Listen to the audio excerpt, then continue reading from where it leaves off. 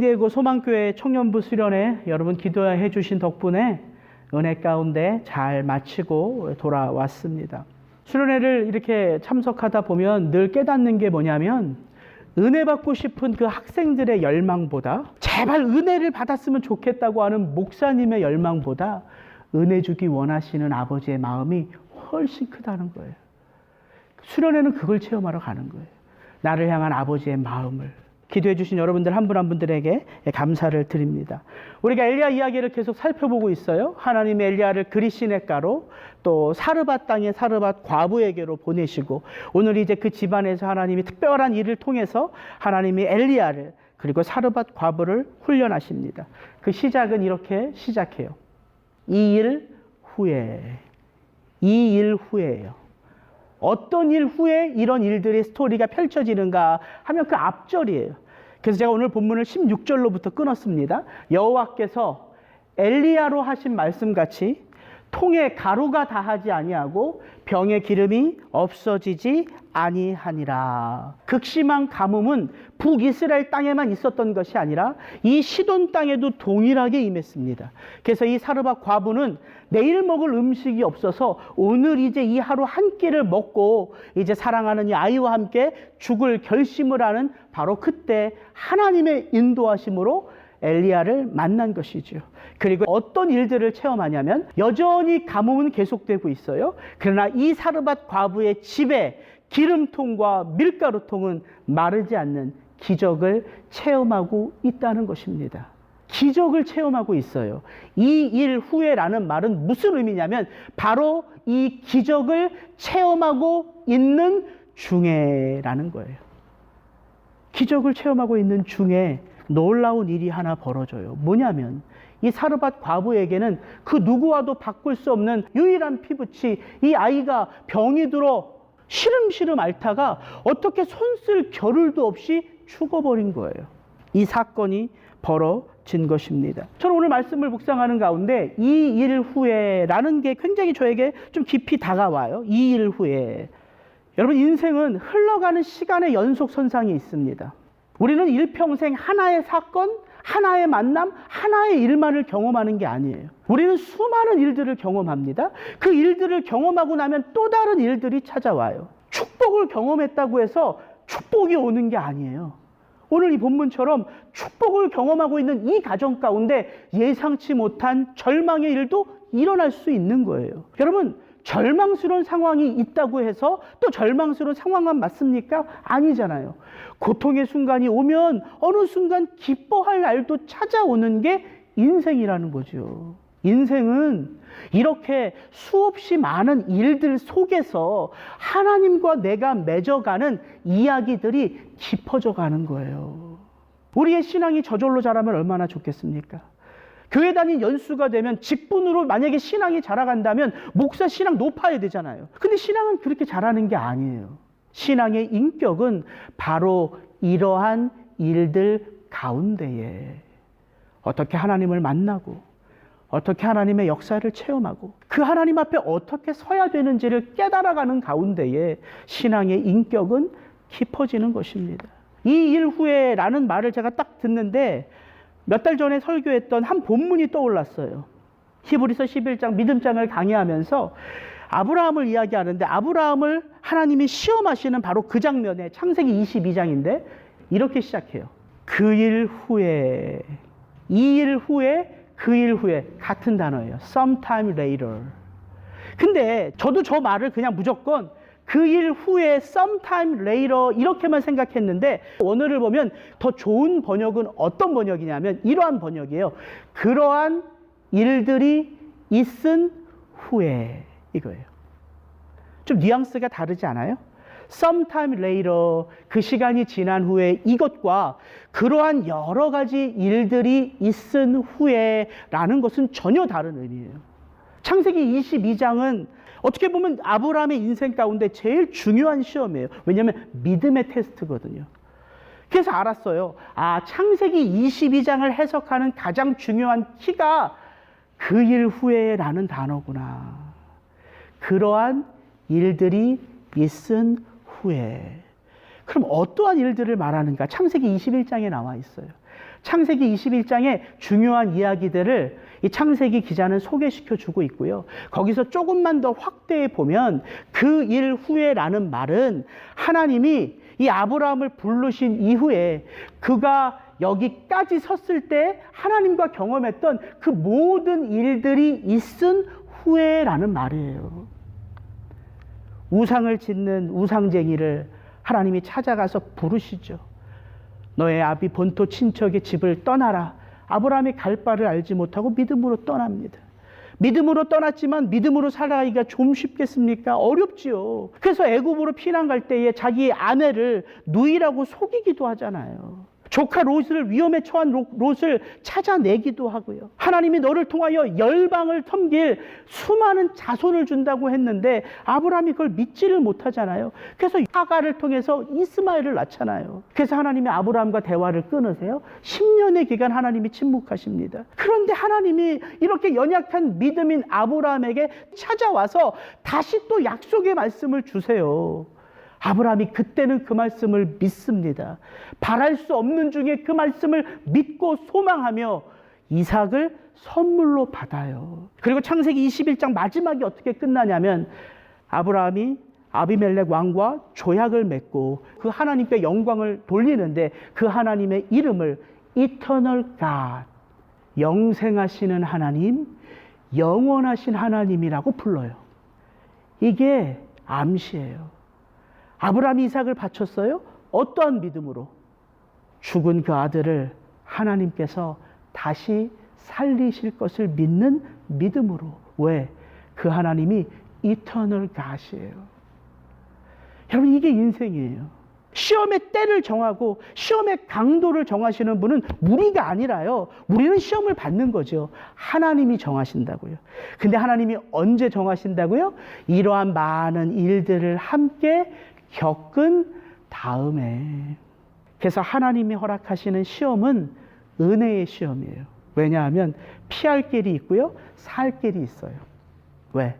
하나님의 주권 아래서 주신 시험이기에, 우리의 믿음을 자라게 하시기 위한 하나님의 바람이 담겨진 시험이기에, 오늘 이 사르밧 과부와 엘리야가 경험한 바로 이 사건도 이 일 후에예요.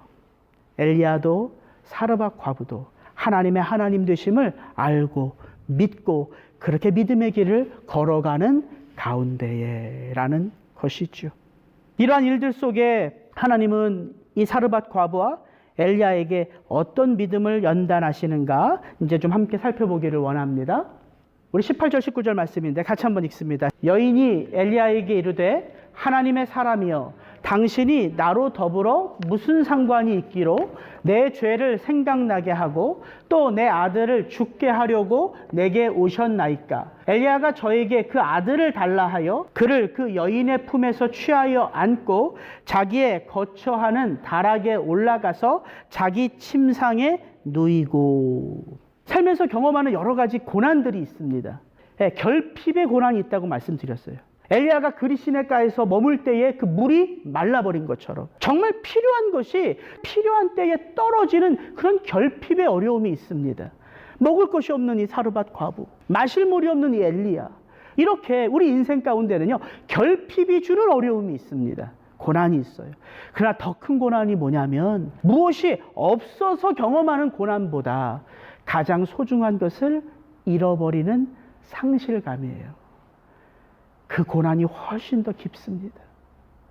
이 여인에게는요 자신의 인생이에요. 과부거든요. 의지할 남편이 없어요. 또 이 아이도 여인이 안았다는 것을 보면 큰 아이가 아닌 것 같아요. 그 아이가 자라가는 것을 보며 소망을 잃어버린 이 과부가 얼마나 큰 소망을 이 아이에게 투영했겠습니까? 그런 아이가 죽어버린 거예요. 이 여인의 마음을 제가 감히 설교로 표현할 수가 없겠더라고요. 어떻게 알아요? 이 마음의 심정을. 가장 소중한 것을 잃어버린 상실감, 가장 아끼는 것을 포기해야 되는 이 상실감을 우리가 감히 어떻게 표현할 수 있겠습니까?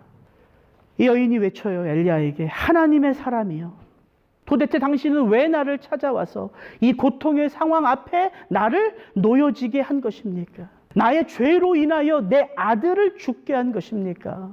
표현은 절규라고 되어 있지 않지만 이 여인은 하나님의 사람 엘리야에게 모든 것을 쏟아놓는 것처럼 보여져요. 근데 오늘 본문을 가만히 읽어보면요, 놀라운 것은 이 여인의 반응이 아닙니다. 엘리야의 반응이에요. 이 여인은 충분히 이렇게 말하는 거 우리가 공감이 되잖아요. 이렇게 바알을 믿는 나에게도 하나님의 사람이 찾아와서 통이 마르지 않는 이 놀라운 기적을 체험하게 해서 나도 이제 여호와 하나님 신앙을 믿을 수 있겠다. 그 축복 속에 살아가는 나에게 이런 저주, 이런 재앙이 임했다는 것을 이 여인은 충격 속에서 받아들였을 거라고요. 근데 놀라운 건 엘리야의 반응이에요.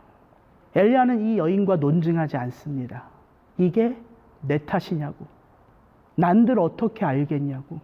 지금까지 당신과 내가 이렇게 오랜 시간 하나님의 기적을 누려왔다면 이 일까지도 우리가 믿음으로 바라봐야 하지 않겠냐고.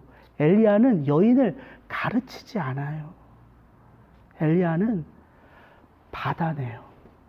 여인의 아픔을, 여인의 원망을 받아내요. 보십시오. 엘리야가 한 말도 안 합니다.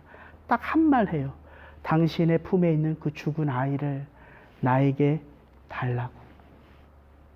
엘리야가 율법을 모르는 거예요?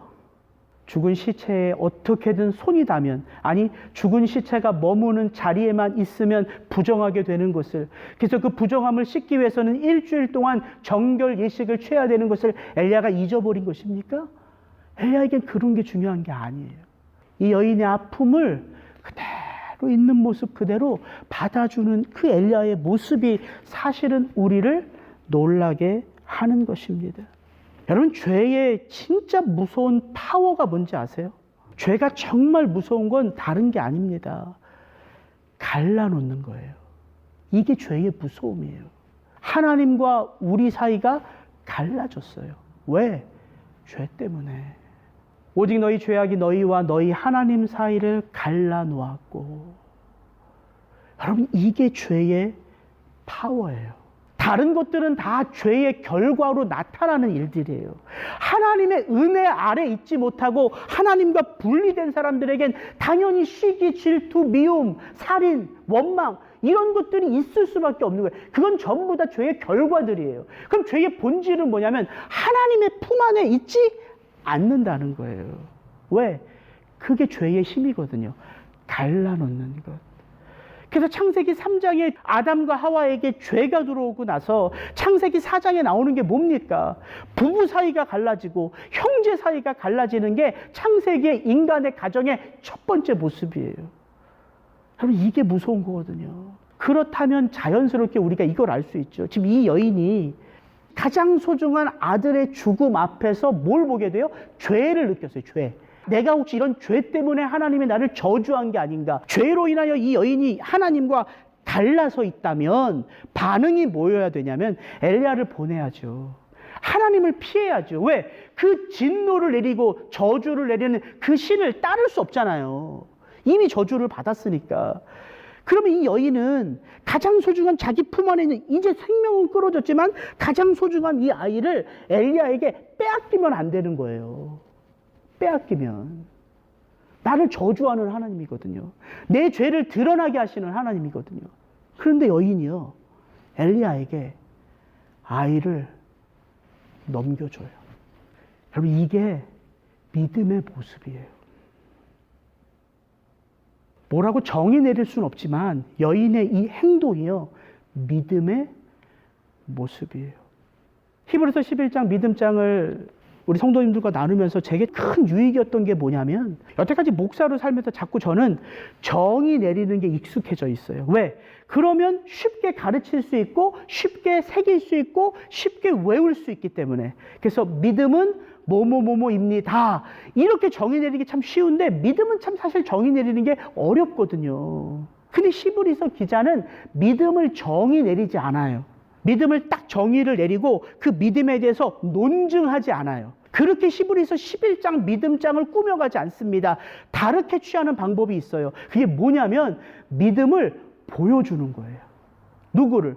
구약에 수없이 많은 우리가 아는 믿음의 선배들의 이야기를 들려줘요. 그래서 히브리서에 그렇게 많은 믿음의 사람들이 나오는 거예요. 아벨, 에녹, 노아, 아브람, 사라, 야곱, 요셉, 또 누구 나와요? 기드온, 바락, 삼손. 히브리서 11장 저 뒷부분에 가면 무명의 수많은 인물들이 나와요.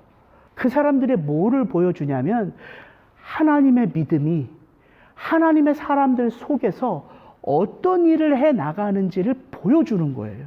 마치 이렇게 이 믿음이 어떻게 소망 없는 자의 삶을 그렇게 가치 있는 인생으로 변화시키는지, 이 믿음이 어떻게 그러한 박해와 핍박 속에서도 타협하지 않는 담대함을 그 영혼에게 허락하는지, 이 믿음이 어떻게 나그네와 같은 인생길을 걸으면서도 더 나은 본향을 향하여 후회하지 않고 그렇게 기쁨 가운데 감사함으로 걸어가게 하는지.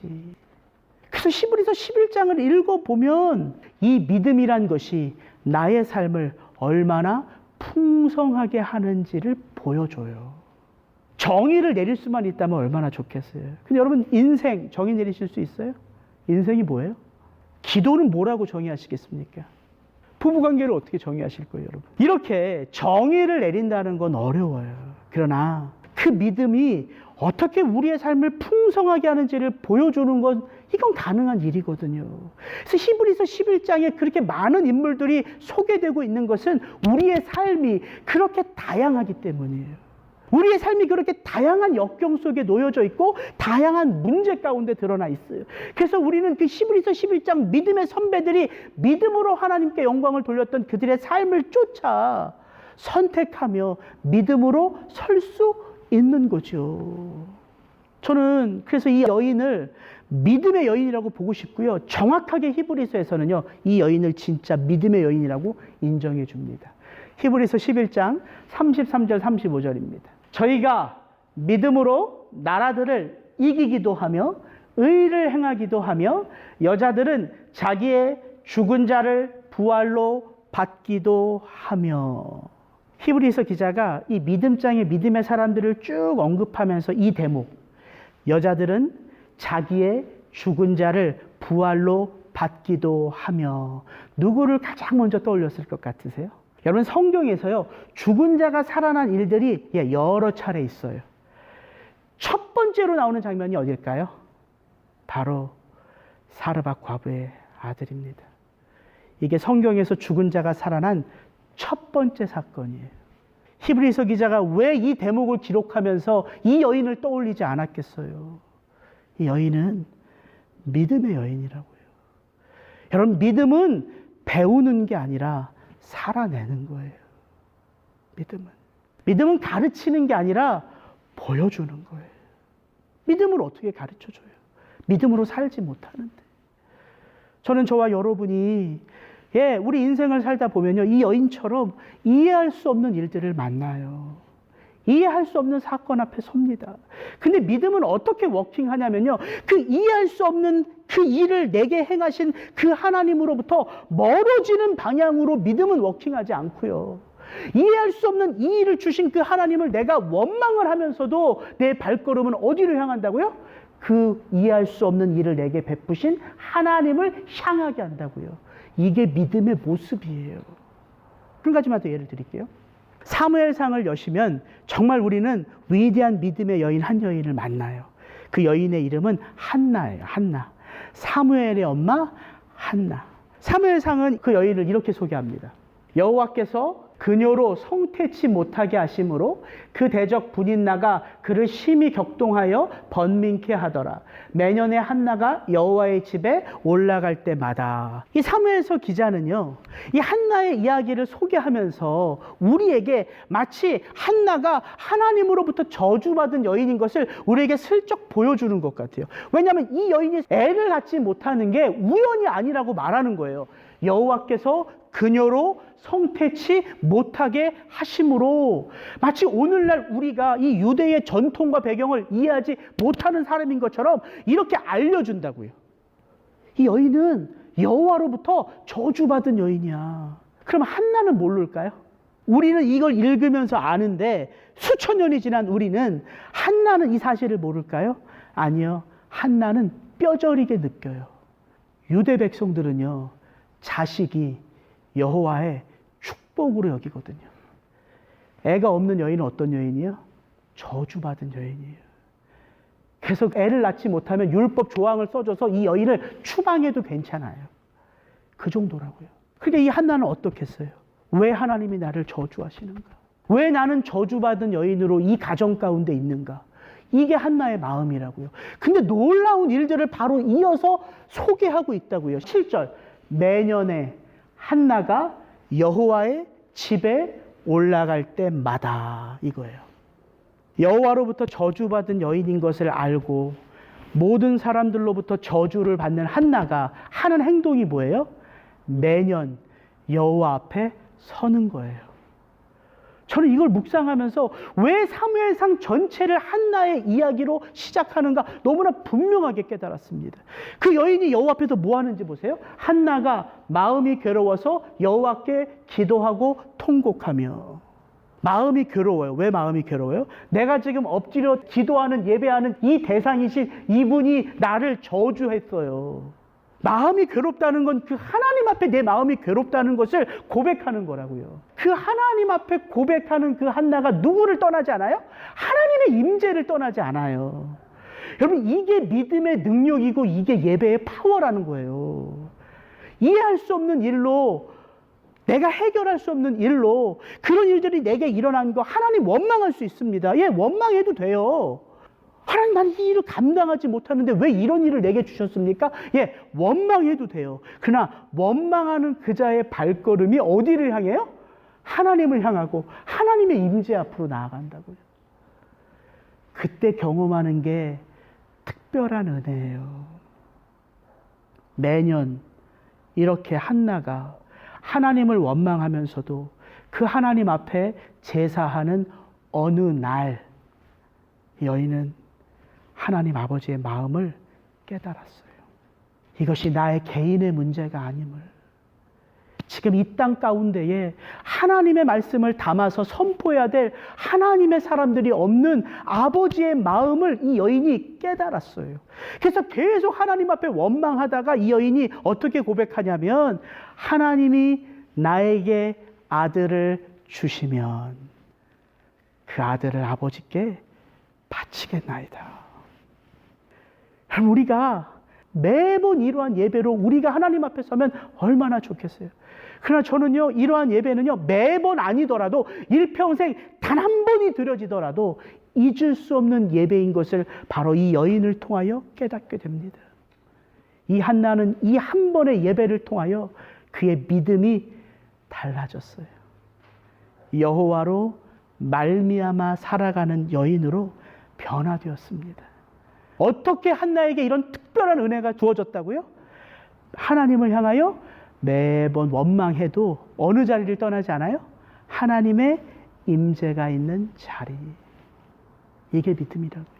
이 믿음을 어떻게 우리 스스로 만들어내겠어요? 이 믿음은 하나님의 은혜로 주시는 믿음이에요. 저는 저와 여러분이 바로 이 은혜, 이 믿음 안에서 살아가게 되기를 주의 이름으로 축복합니다.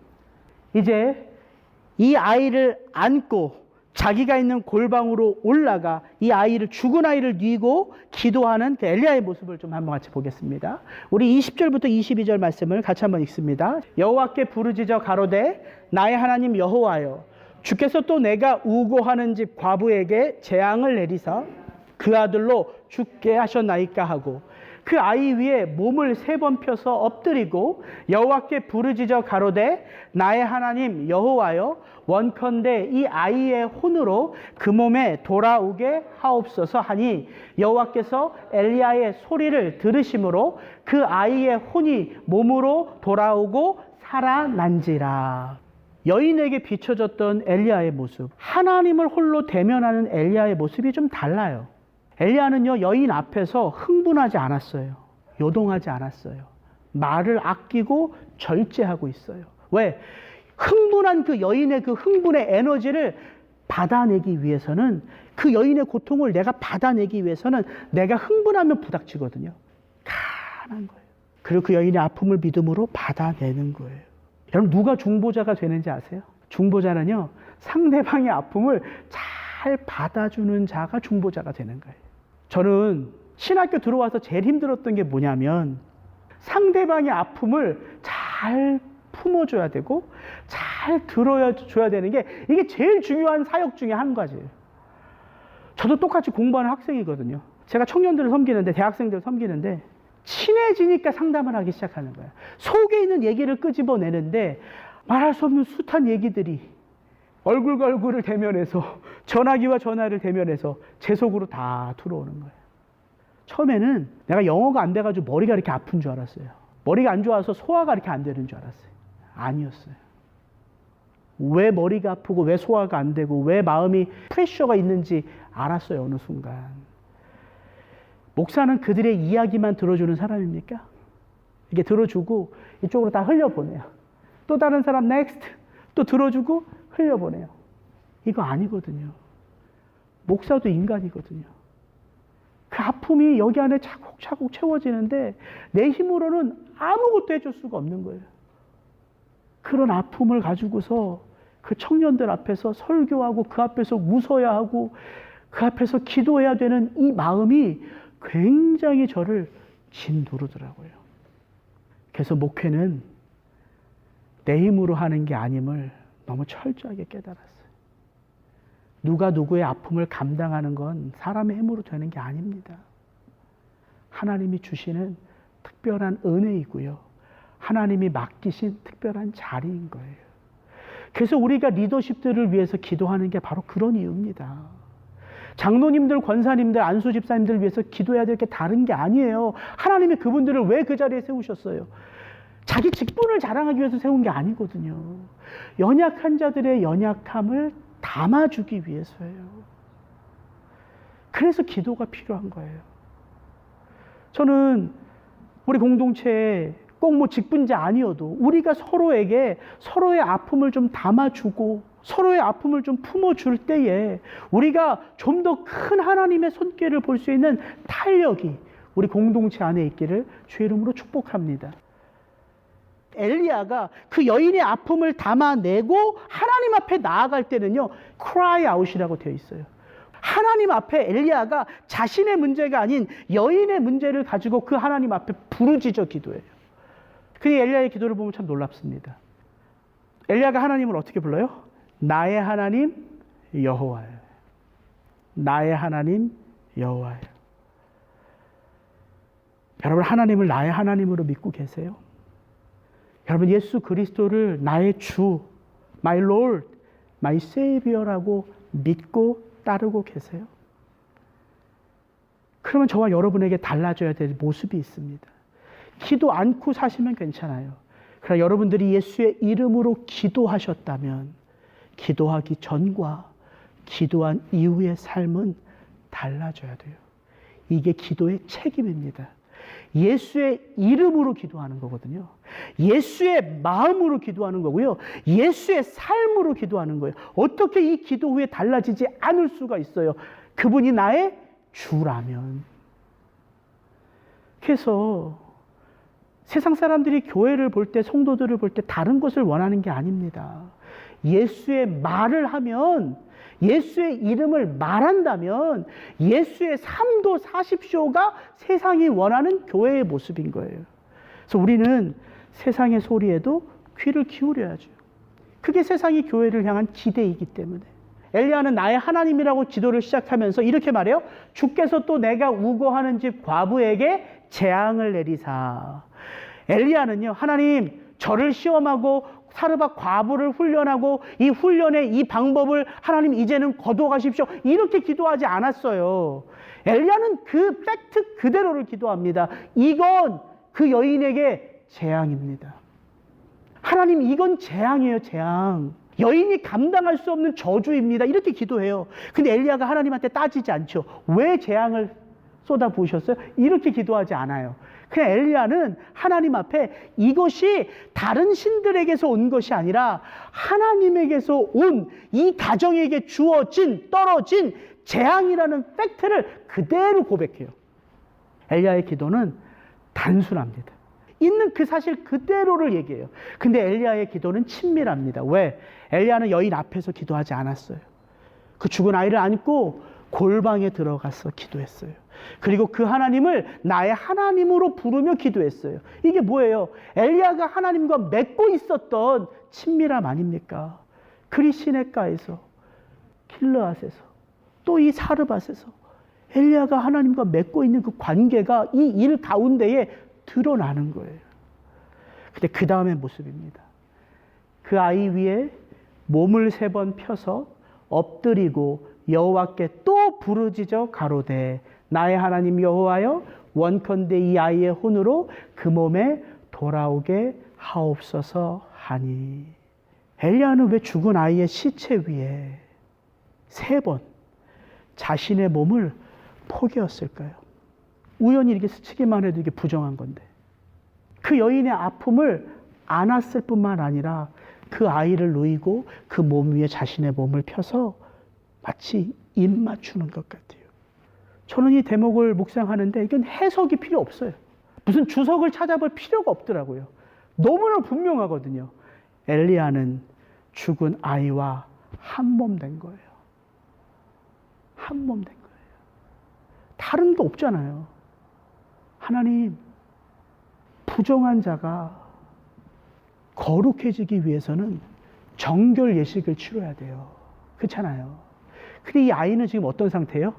정결 예식을 치를 수가 없어요. 움직이지 못하는, 이건 죽은 시체예요. 엘리야는 자신의 생명을 하나님께 드리는 거예요. 내 몸이 하나님의 율법대로 부정한 자의 몸에 닿아서 나도 부정하여 죽든지, 아니면 살아있는 내가 이 아이를 위하여 하나님 앞에 드려지는 제물이 되든지, 하나님 나를 써주옵소서, 이거예요. 너무나 분명하게 그리스도의 형상이 나타나지 않습니까? 우리가 하나님의 그늘 아래서 살다가 하나님을 등지고 이제 내 힘과 내 지혜와 내 능력으로 살아보겠다고 뛰쳐나왔어요. 그래서 우리가 얻은 이름은 죄인이에요. 죄인. 하나님이 뛰쳐나온 그 죄인들에게 하나님이 하실 수 있는 게 없습니다. 우리는 영적으로 어떤 상태이기 때문에? 죽은 상태이기 때문에. 이게 에베소서에서 말하는 거예요. 너희는 죽어있는 자라. 죽을 자가 아니라 죽은 자라고 말하거든요. 우리는 죽어있기 때문에 그 어떤 정결 예식을 취할 수가 없습니다. 그러면 죽어있는 우리가 다시 하나님의 백성으로 그 편입이 되려면 어떤 일이 일어나야 돼요? 흠없는 정결한 그 누가 하나님 앞에 드려져야 돼요. 예수는 우리를 위하여 자신을 버리사 향기로운 제물과 희생 제물로 누구에게? 하나님께 드리셨느니라. 그래서 우리가 이제 하나님의 자녀로 다시 일어난 거예요. 마치 아이의 영혼이 엘리야의 제물된 그 헌신으로 그 영혼이 돌아온 것처럼. 그리고 오늘 스토리의 마지막은 이렇게 끝나죠. 엘리야가 그 아이를 안고 다락에서 방으로 내려가서 그 어미에게 주며 이르되 보라 내 아들이 살았느니라.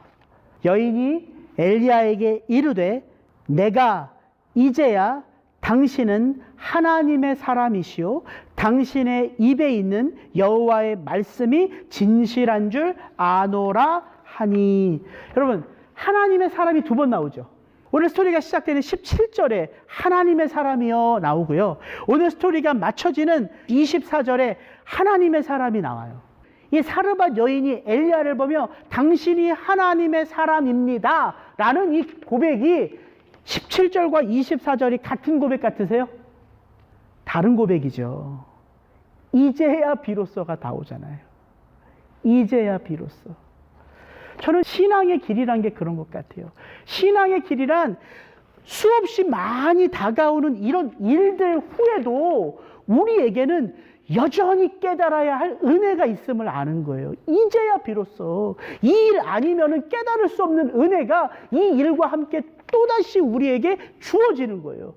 우리는 그렇게 하나님 앞에 가는 거예요. 우리에게 경험하는 그 모든 일들 속에서 또다시 하나님의 은혜를 발견하고 또다시 하나님의 하나님 되심을 발견하고 그 하나님의 사람으로 그렇게 우리가 세워져 갈 때에 나도, 여러분도 서로를 바라보며 이제야 비로소 당신에게 맡기신 하나님의 일이 있음을 나도 알겠습니다. 깨달아가는 삶.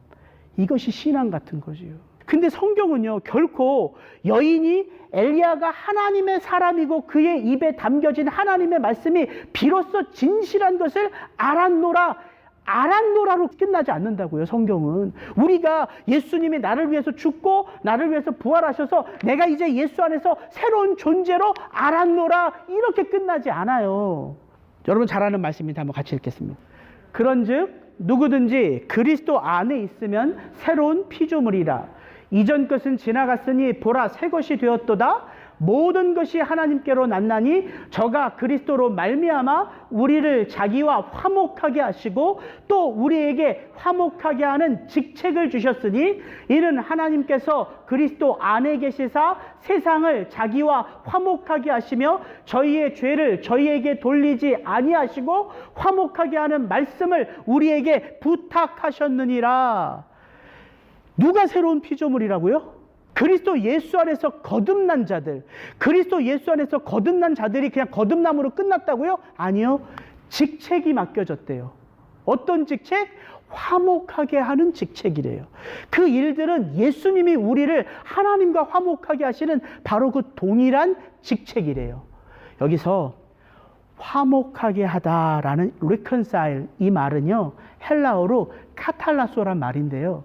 이 말은 상업용어예요. 상업용어. 돈을 지불하고 내가 갖고 싶은 것을 가지고 오는 거예요. 그러니까 교환하다라는 거예요. 교환하다. 이 말이 구원의 영역에서는 어떻게 쓰였냐면 우리 예수 믿기 전에 다 뭡니까? 죄인. 예수님 유일한 이 땅에서 한 분 의로우신 분. 의인. 그 예수님이 십자가에서 자신을 제물로 드리심으로 뭐가 바뀌어졌어요? 예수님은 우리의 모든 죄악을 짊어진 죄인. 우리는 그분의 모든 정결한 삶, 율법에 하나도 어긋나지 않은 완전한 삶을 사는 그분의 그 의인이 우리에게 전가되어 우리는 의인. 이게 화목하게 하는 직분이래요. 그 직분이 여러분과 저에게 주어졌대요. 그걸 어떻게 알 수 있어요? 그게 사랑으로 우리에게 왔기 때문에 알 수 있어요. 그분이 죄인된 우리를 먼저 사랑하셨어요. 그분이 죄인인 우리를 죽기까지 사랑하셨어요. 그분이 죄인인 우리를 부활하시고도 베드로를 찾아가신 요한복음 21장 알죠? 끝까지 사랑하셨어요. 이 사랑 안에서요, 변화되지 않을 사람이 없습니다. 이 사랑이 우리를 변화시키는 거예요. 그래서 이 사랑으로 우리가 누군가의 그런 오만불손한 모습을 받아내는 거예요. 왜? 내가 예수님에게 그런 오만불손한 모습으로 살아왔던 죄인이었거든요. 그래서 진실하게 예수를 믿으면 누군가의 삶도 바로 그 사람을 통해서 변화되는 거예요. 그 사람이 변화시킨 거 절대 아닙니다. 예수의 사랑이 변화시킨 거예요. 나를 변화시킴과 같이. 저는 저와 여러분의 신앙이 여기까지 갔으면 좋겠어요. 이 놀라운 비밀의 복음을 발견하는 것으로 난 다 됐다가 아니라 여기까지 그 화목하게 하는 직분을 맡겨주셨고 그 화목하게 하는 말씀을 우리에게 주셨는데 그럼 우리가 할 수 있는 게 뭐예요? 말씀 안에서 그 아버지의 마음을 체험하는 거잖아요. 말씀 안에서 그 아버지의 마음으로 살아가는 거잖아요. 이번 수련회 가운데 제일 제가 은혜로웠던 장면은 마지막 날 기도 장면이었어요. 그 대학교 1학년, 2학년 친구들이 1시간 이상 설교를 듣고 기도회를 하는데 저는 그렇게 오래된 기도회는 처음 경험했어요. 왜냐하면 기도의 불이 다 꺼져요, 금방. 한 30분 기도하면요, 기도의 불이 이렇게 다 올라야지만 이 목사가 기도회를 끌고 가잖아요. 근데 전부 다 휙 하고 이렇게 꺼지거든요, 이러고. 그럼 한 30분 기도하고 끝나야 되는데, 목사님이 제 기도를 받아서 기도회를 인도하는데 이게 군불 떼듯이 이렇게 올라가는 거예요, 이렇게. 1시간을 기도하는 거야. 그래도 안 끝나. 근데 언제 제가 감동을 받았냐면, 그렇게 기도하는 중에 목사님이, 여러분, 우리가 한국에 있는 우리 부모님을 위해서 한번 기도합시다. 이렇게 기도를 하는데 여기 저기 그냥 쫙 울부짖는 기도가 나오는 거예요. 아이들이. 부모님 기도를 할 때 울부짖는 기도를 하는지 아시겠어요? 저는 이게 마음에 이해가 되더라고요. 저도 감동받아 눈물이 나더라고요. 그 기도하는 청년들을 보면서. 이 친구들이 아버지 엄마한테 고마워, 미안해, 사랑해 이 말은 못하는 거예요. 너무 그런 말을 안 해봐서 어색해서. 그런데 기도할 때 아버지를 생각하고 어머니를 생각하니까 그분들의 그 사랑이 진실한 걸 아는 거죠. 이 친구들이. 나 유학 보내고 엄마가 아빠가 얼마나 고생하나, 얼마나 힘든가. 보고 싶은 나를 하루에도 몇 번씩 보고 싶은데 1년에 한 번 그 얼굴 잠깐 보고 돌아가야 되는 이 엄마 아빠의 마음을 얘네들이 아는 거예요. 그래서 그렇게 기도를 하더라고요. 근데 그 모습이 저는 와, 이게 교회의 소망이다, 소망. 우리 청년들이 은혜를 잊어버리지 않고 사랑을 잃어버리지 않고 있구나. 다만 표현을 잘 안 해서 그렇지 저들의 마음속에 그 사랑이 있구나. 목사들 다른 거 하는 거 아닙니다. 그 사랑이 자꾸 불일 듯 일어나도록 군부를 지펴주는 게 이게 청년 목회자의 하는 일이라거든. 그 목사님이 너무 잘하고 계시더라고요. 여기 앉아 계신 분들 가운데 혹시 자녀들 때문에 기도하시는 분들이 있다면 그들이 우리 성도님들의 그 사랑을 압니다. 표현하지 않지만 알아요. 그래서 하나님이 그들을 포기하지 않으시는 거예요. 여러분들의 기도 때문도 그렇고 그들의 마음속에 숨겨진 그 사랑 때문도 그렇고 그래서 하나님이 그렇게 사랑으로 우리를 빚어 가시는 거예요. 저와 여러분들에게 이 화목하게 하는 직분 이것이 점점 더 잘 감당해졌으면 좋겠어요. 쉽지 않죠. 내 힘으로 안 되죠. 그래서 우리가 여전히 주님 앞에 서는 거예요. 그 십자가 앞에 서는 거예요. 그게 감당할 수 있는 힘의 근원지이기 때문에 저는 저와 여러분에게 그 은혜가 있기를 주의 이름으로 축복합니다. 같이 기도하겠습니다.